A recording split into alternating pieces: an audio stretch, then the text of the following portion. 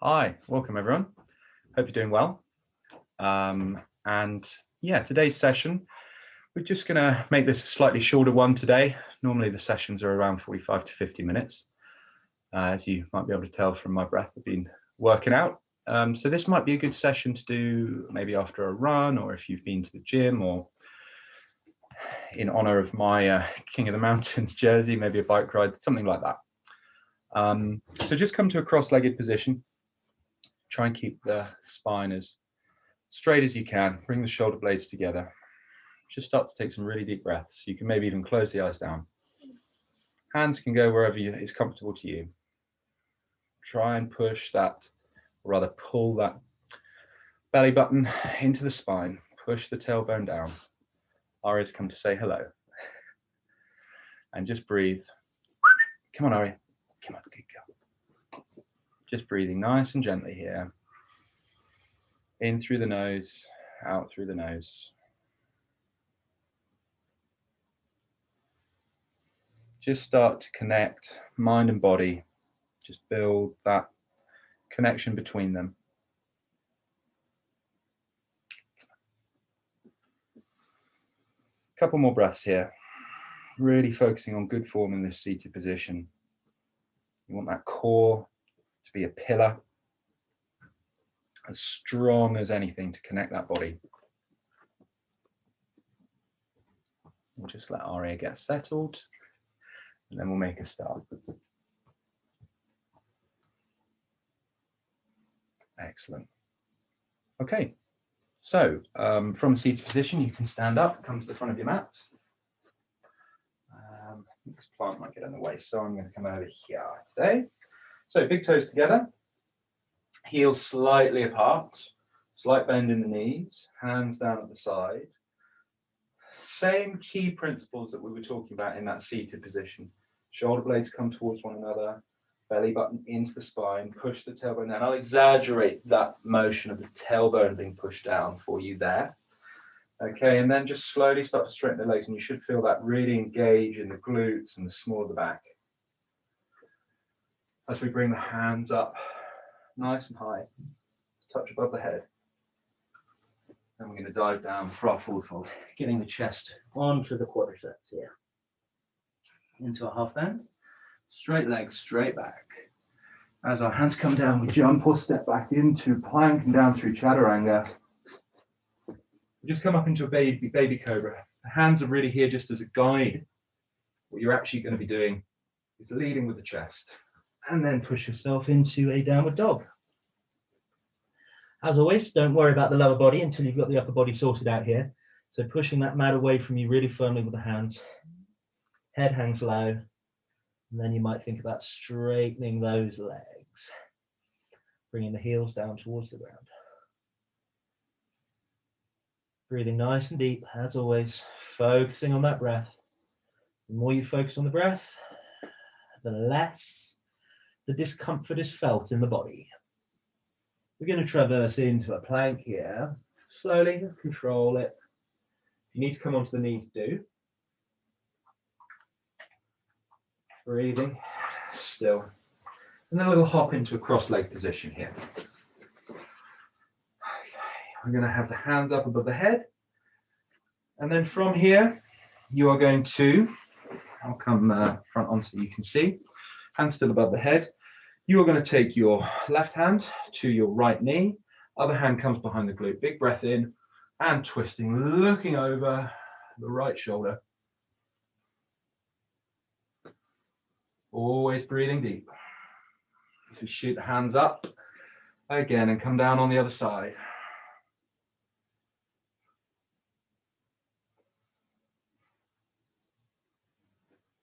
Maybe pull the feet a little closer into the body if that feels comfortable, or leave them where they were. Hands slightly behind into the side. The knees come down, engage the glutes, pushing the pelvis high into the ground as you can.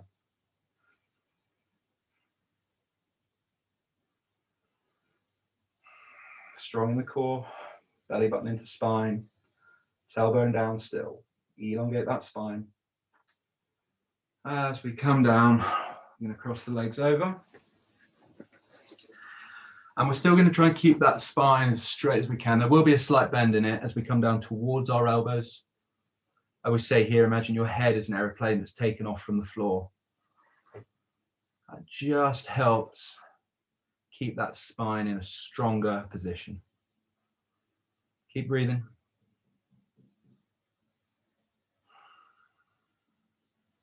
Never be afraid to hear the breath in yoga. In through the nose and out through the nose. Now we are going to lose the integrity of the spine. See if you can bring your forehead down towards the ground. The hands are going to interlace now behind the back. Bring those up as high as they'll go. And then straighten the back, but keep the hands in the air. Shoulder blades will be real close together now. You can then relax and touch down.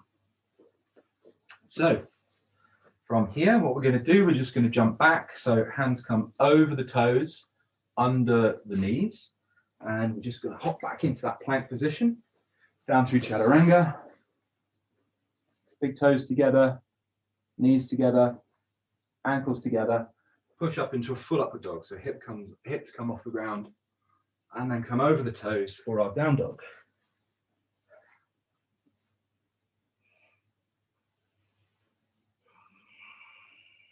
Again, just focusing on the breath.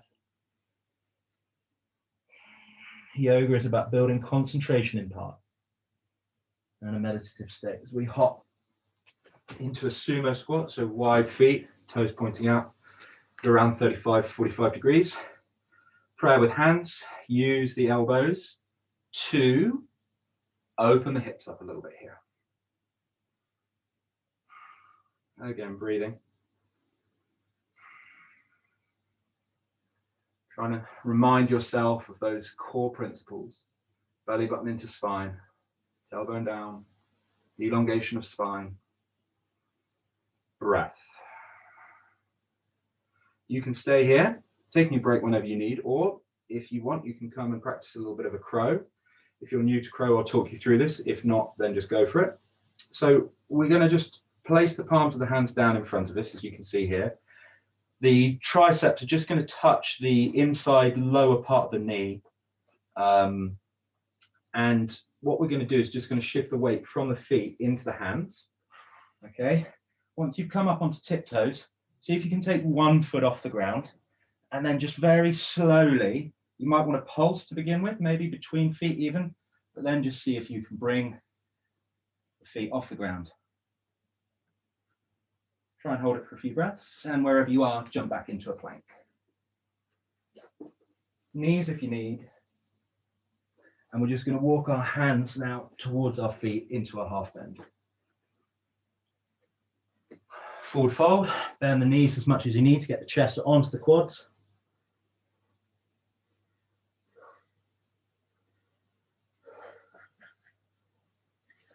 Half bend again.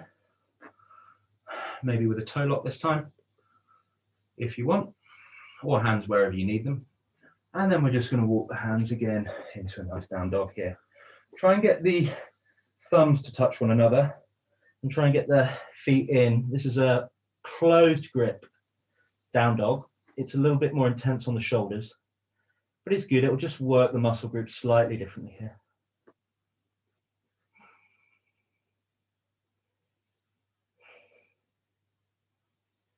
Okay, we're going to come into plank and then a little jump into cross-legged.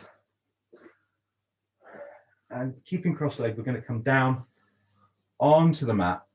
And what I want you to do here is just try and force every vertebrae onto the ground. So maybe some of your vertebrae, part of your spine, is off the ground. Maybe you've got a kink in the spine. Again, pulling that belly button down, just try and get as many points of contact as you can. Breathing deep.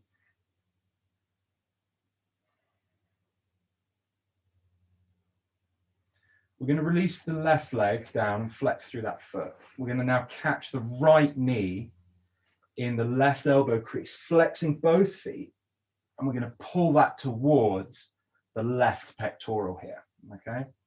Trying to keep that right shoulder on the ground, keeping the feet flexed I'd forgotten about that for a moment. Still maintaining those core principles that we always talk about.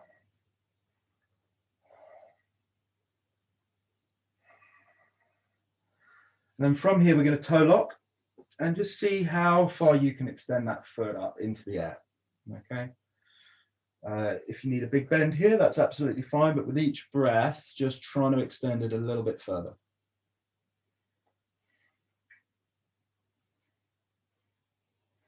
And from here, I'm just going to have to adjust slightly because the sofa's in the way. From here, what you want to do is try and keep hold of it and just lower it down to the side. Okay. Keeping hold of the toe if you can. And again, if you need to keep the leg bent, that's absolutely fine.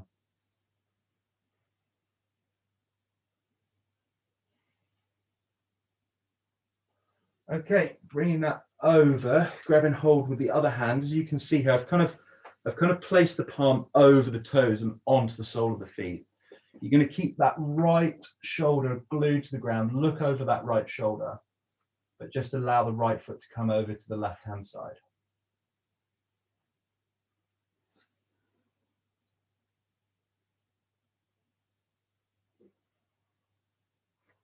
Don't forget to breathe. And release. So, flexing through both feet again. We're going to pull now the left knee into the right elbow crease. I'm going to pull that across to the right pectoral, flexing through both feet. Breathing through the nose. Imagine you've got duct tape over the mouth. Now, we all have good and bad sides in yoga, or shall I say, good and less good. Positive language, right? Now, good and bad, and this is my bad side. So we're going to toe lock, and you'll see here that this one doesn't go quite as well for me. And that's perfectly natural and normal. So don't worry if you feel like one side's way lagging behind. That's just part and parcel of the asymmetry of the body. And yoga is about trying to obviously create that symmetry, but it's a slightly unattainable goal, I'd argue. Okay, so bending the knees if you need, or straight-legged, which I can just about do on this side, but it's not a prerequisite to success. Indeed, success is only the taking part and doing what is right for you. Breathing nice and deep, focusing on that breath. As we swap sides, I'm going to transfer those hands around. Let's see if I can come over my sofa here, just about, and then bringing that opposite shoulder to the ground and looking over the left shoulder there.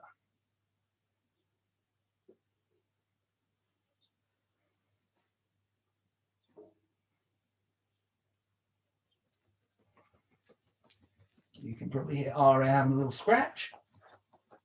Sometimes she joins in, occasionally. Not today. And we'll come into the egg here. Really gripping the knees into the pectorals. Allow the head to come down on the mat, rocking side to side, flexing through the feet, giving yourself a lovely massage of the spine here. Well deserved.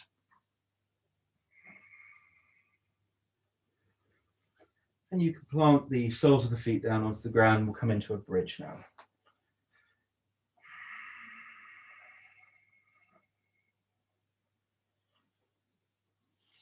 You can use the hands just to help get those hips a little bit higher. And what you'll find actually is then when you release the hands, those hips are able to stay at that sort of height. We'll come out of that bridge now, and I'm going to offer you a variation. If you want to take it, do. If you don't, just go into a bridge, okay? So if you are familiar with the wheel, you can go straight into it. If you're unfamiliar with the wheel and you don't want to do it, just do a bridge again. But if you want to give it a go, try and shuffle your glutes as close to your heels as you can, all right? We're then going to place the hands as close into the shoulders as we can, elbows pointing up as you can see.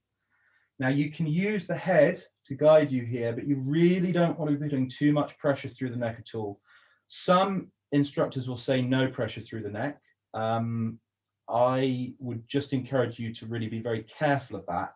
The neck absolutely can take it, unless you obviously have a neck injury, in which case do not use the neck.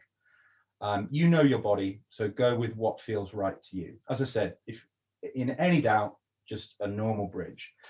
But what you then want to be doing is transferring more weight into the hands. You can use the head as a guide, but you really want to try to be coming up into this full expression here. As you can see, I need to work on my shoulders a little bit, but just breathing nice and deep. Come out of pose anytime you need.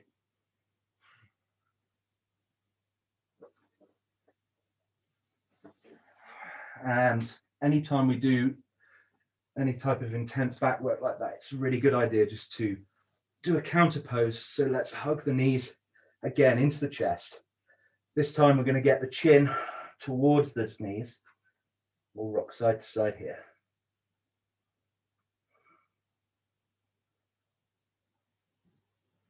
Okay, grab the little toe edge of the feet into happy baby. One of the more ridiculous looking poses, but doesn't it feel good? Maybe even just give the toes a little bit of a work here. If you want, we're pulling the feet towards the body, but pushing the hands away with the feet.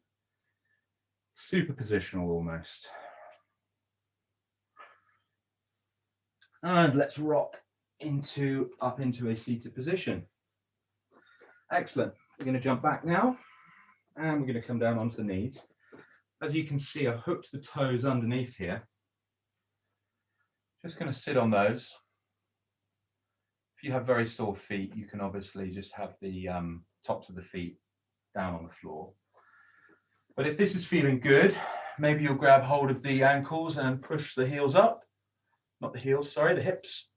And you'll just find that that brings a little bit more intensity into the feet.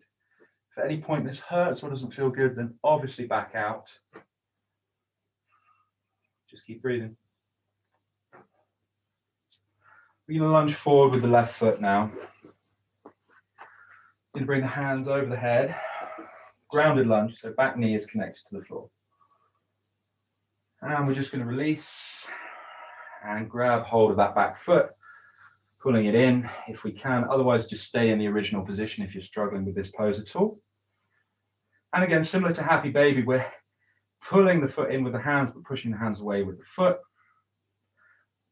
For anyone that wants more here, you can have opposite hand to foot and opposite hand to knee and go for a twist.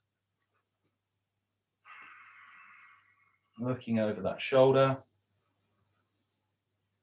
If you've got your left foot forward, you're looking over the left shoulder. Releasing. Going to flex through that front foot. What I've been calling runner's lunge for years. Apparently it's not called runner's lunge. So whatever this pose is called, try and keep that back as straight as you can. You can see I've lost the integrity of the spine a little bit.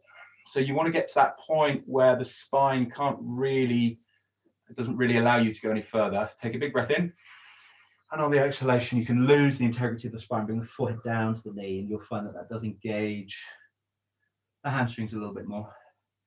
If you want even more, you can grab hold of the feet, pull the toes towards the shins, and maybe even swap hands a little bit for that, just to get a bit of cross-coordinal movement going. Excellent. We'll do the same for on the other side.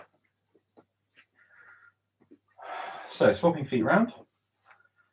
Let's bring the hands up above the head. And honestly, if you're struggling to catch the foot behind the back, you can just stay in this position for all 3 iterations of this quadricep asana. So if you're able, grab that foot behind the back, pull that in while pushing it away.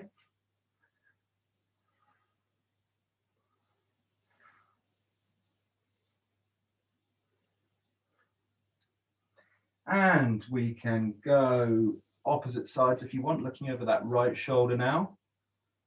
So you've got left hand to right knee, right hand to left foot.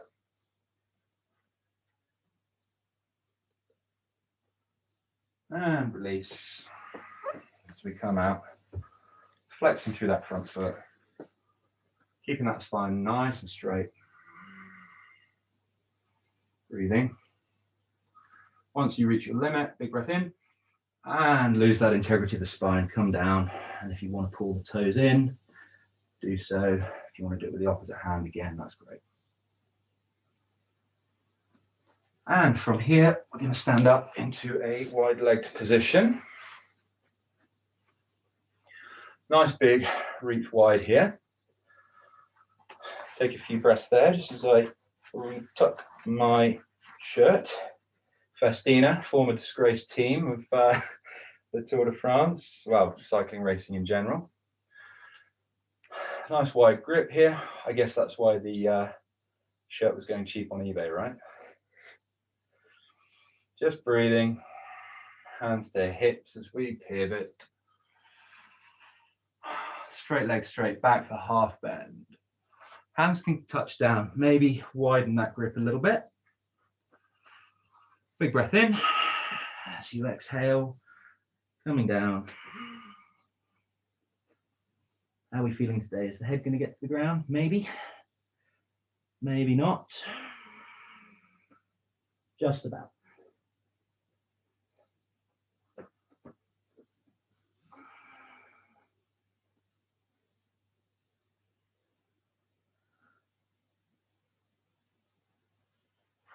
Excellent. We can come into a goddess squat here. So the feet stay pretty wide, much wider than our sumo squat. Okay. Hands come up into this, is it a chin mudra? Maybe a chin mudra. I'm not sure off the top of my head. And we're just going to come down and sink, try and get those knees at 90 degrees. Really strong in the core. And if you want, we can try a wide crow here. This is quite a bit harder, so try and keep your hands much wider, maybe twice the distance they usually would as you come into the crow here. Engages a bit more of the chest. But again, you don't have to do that if you don't want. And wherever you are, just come into this nice relaxed position here, heels off the ground, knees pointing out to the side, and we'll just catch our breath here. Whew. Just recenter, just refocusing.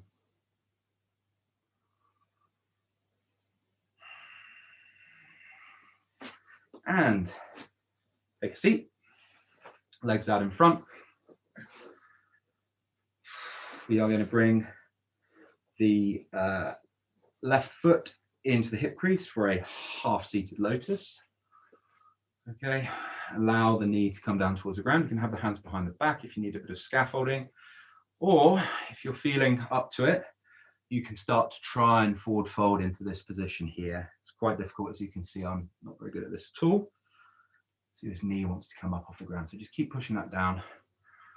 I'm really only leaning forward maybe 10, 15 degrees, but something's better than nothing, right?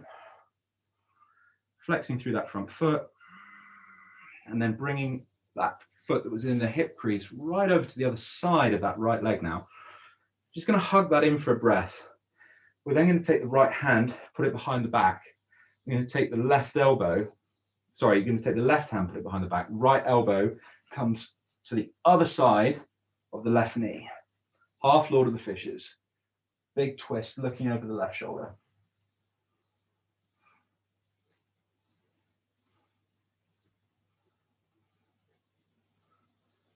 And we're then going to toe lock, and we're going to shoot that foot out nice and wide.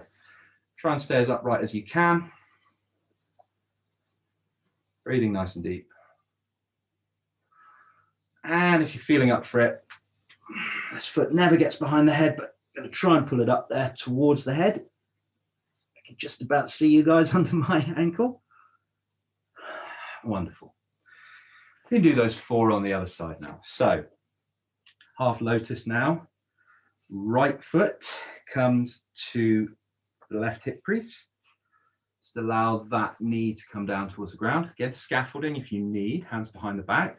Or if you want to try and fold, you can do so. I'm sure some of you are absolutely nailing this forward fold.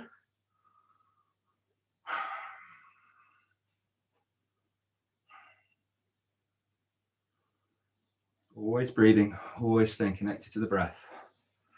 Bringing the feet over that leg now. Half Lord of the Fishes on the other side. Just a little hug for a breath. And then get that elbow over to the other side. Big twist, looking over the right shoulder.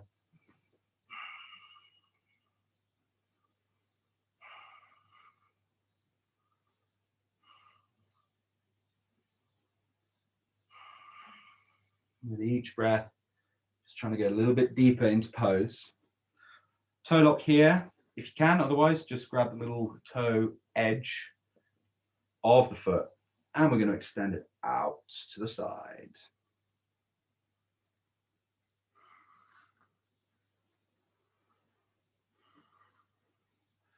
If it's available to you, you can also try and get this foot over the head. I always feel like I'm so nearly there, but alas, to no avail. Always fun to try though. And it feels natural now to come into a straddle.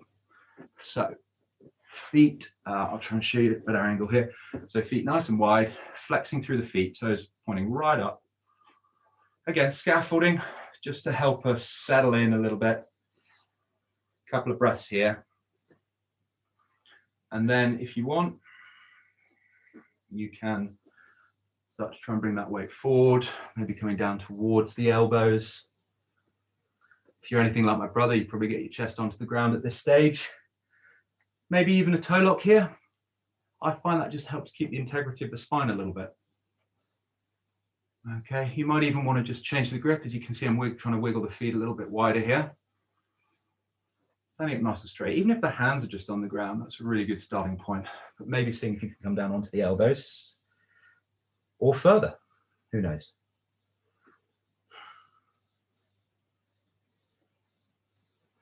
Soles of the feet going to touch together now for our butterfly variation. Okay, you might even want to just put a little bit of weight on the upper part of the thigh. I guess the lower part of the thigh, but because the knees are pointing up here from the groin, it's upper. Just what is normally the connecting point of the groin and the knees, and you can just put a little bit of weight there just to try and get those down. I was recommending actually to a friend recently who's struggling with some groin pain, you know, you can sort of watch a bit of telly here and maybe just put a book or something, or if you've got someone at home, just to help ease those knees a little close to the ground. Could even put some light, I've seen gymnasts sometimes put some very light weights on their, sort of this part of their body, just to help ease this down. And you can actually come into full Supta Baddha Konasana, another butterfly variation, if you want here, where you allow the knees to come down to the side, and you'll find actually that you can get a little bit more purchase here, and you can actually do that job yourself. Of course, the problem here is if you're watching telly, you'd need a nice big cushion. But if you do struggle with groin pain, obviously seek professional help. But if it's just a little bit of discomfort and whatever else, you could, you know, have a cushion propped up here and just watch telly for maybe 20 minutes. I often do this as I struggle with my groin. Now, Supta Baddha Konasana, we're actually going to mirror the feet with the hands. We make a little hat over our head here, try and force all of that spine down onto the ground. Force is the wrong word. Try and encourage that spine to make as many points of contact as we can with the floor.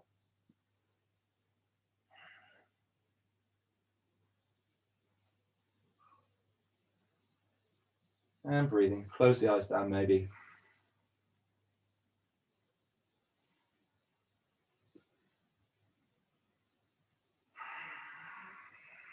And I think it's probably time for Shavasana now.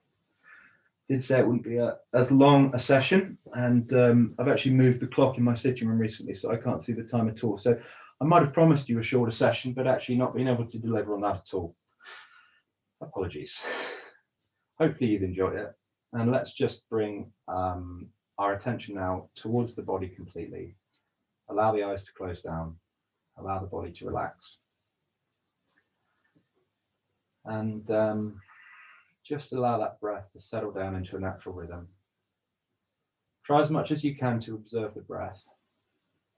This is difficult because when you bring your cognizant awareness to the breath, your breath then often relies on your self-reflective, present awareness to sort of control it. That's the funny thing about the breath. It's actually what's a very useful tool for meditation. So the difficult bit here is trying to just observe the breath while not in any conscious way control the breath. So just see if you can do that for 5 or 6 breaths here. Just allow the breath to fall in and out as naturally as you can. And you'll find the more awareness you bring to it, the slower the breath becomes.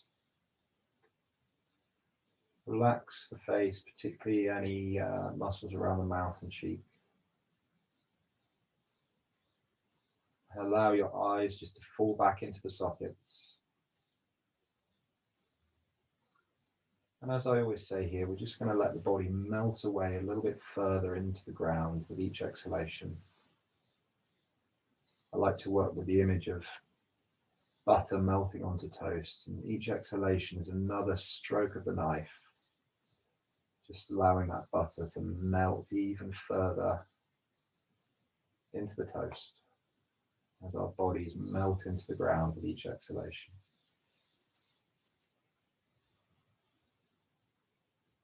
And what we really want to try and focus on here is seeing this unity between body and mind.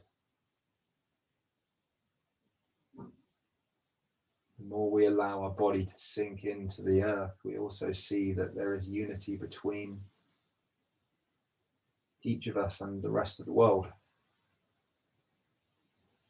So just relaxing with our breath, allowing ourselves to melt away and truly become one with the rest of existence. I know that sounds a bit hippie, a bit cringe maybe even, but yoga is about building greater contentment, a more versatile mind, and hippie and cringe stuff doesn't bother me like it used to, I guess. And hopefully you're finding the same the more you practice your yoga.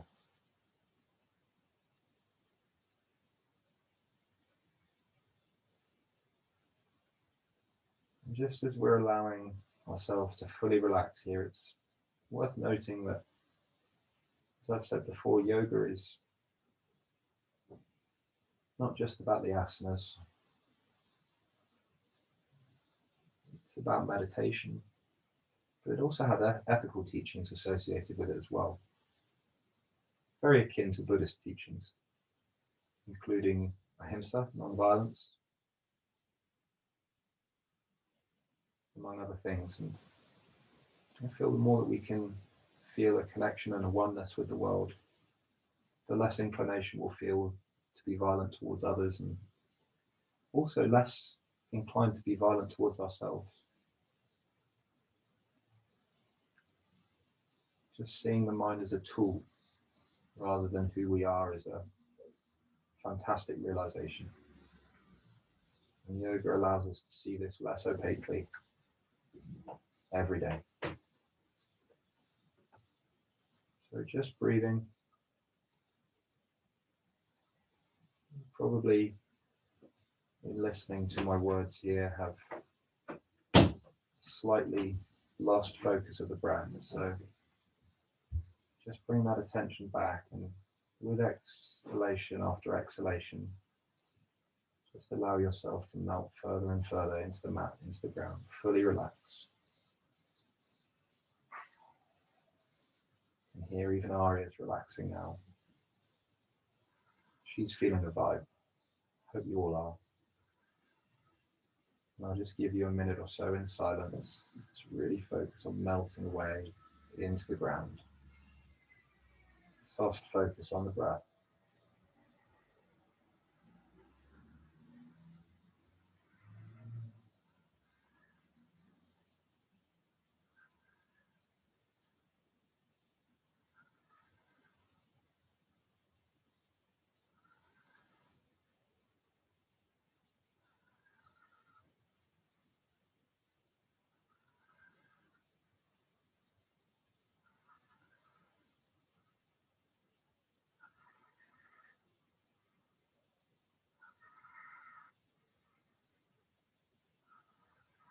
And gently just wiggling the toes and feet out. Blinking the eyes open.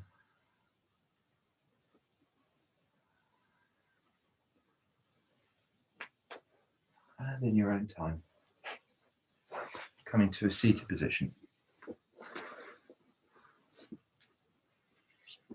So, as always, it's a pleasure to practice with you, albeit virtually, digitally, whatever else. I hope you have a really good week, whenever it is that you're watching this, whether you're at the front end or the back end of a week. It's summertime, so hopefully you're all enjoying a little bit of extra vitamin D. All makes us feel that little bit better, and hopefully yoga can add to that greater sense of contentment that hopefully you're all feeling. So from me to all of you, thank you very much, and namaste. Hope to see you again in the next video. Bye for now.